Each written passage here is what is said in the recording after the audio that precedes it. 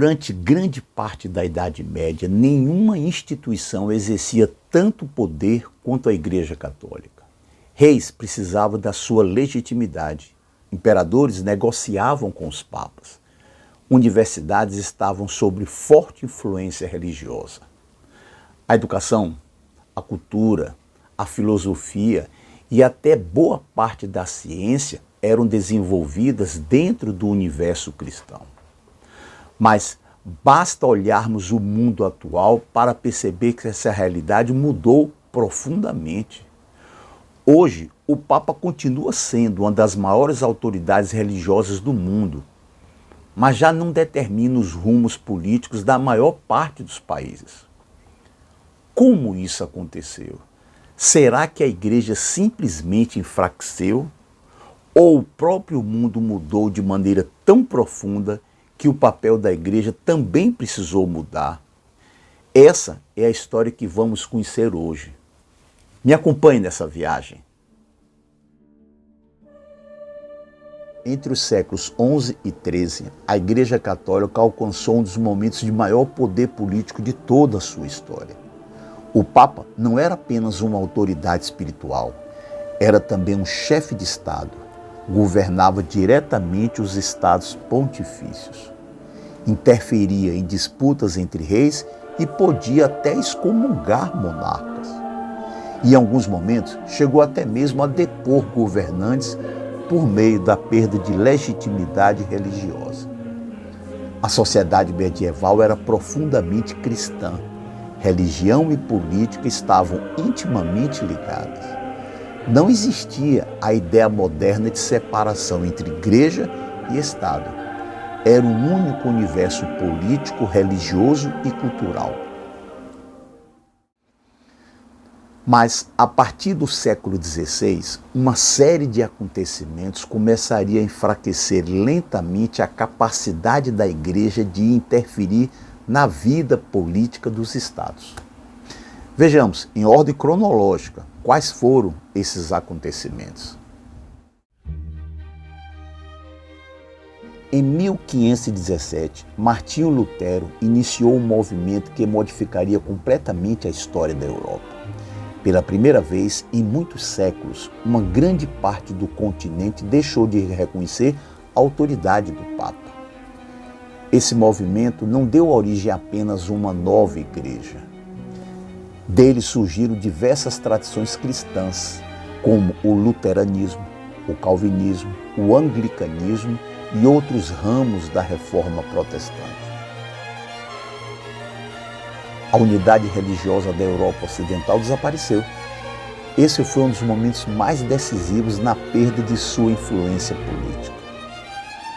Ela deixou de ser a única autoridade religiosa do Ocidente.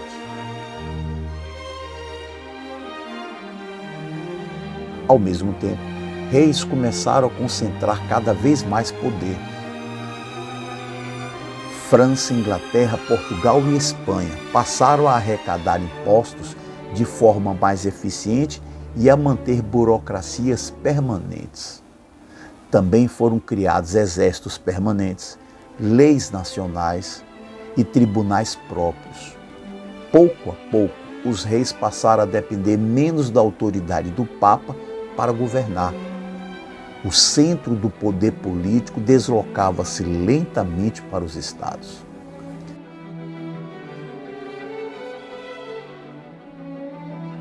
Entre os séculos XVI e XVII, ocorreu outra transformação decisiva, a Revolução Científica. A natureza passou a ser estudada por meio da observação, da experimentação e da matemática. Estudiosos como Copérnico, Kepler, Galileu e Newton tornaram-se símbolos dessa revolução. E aqui é importante destacar um ponto. A Revolução Científica não eliminou a religião nem tornou a fé dispensável.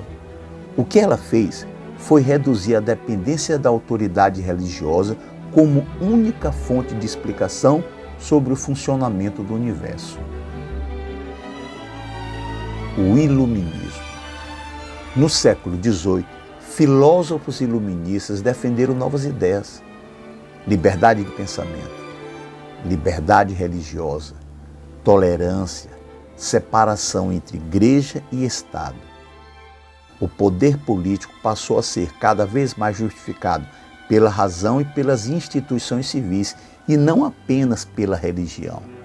Era uma profunda mudança de paradigma. Em 1789, a Revolução Francesa transformou essas ideias em prática política. A soberania deixou de ser entendida como um direito concedido por Deus aos reis. Passou a ser atribuída à nação e aos cidadãos. O Estado moderno afirmava sua autonomia diante da autoridade religiosa.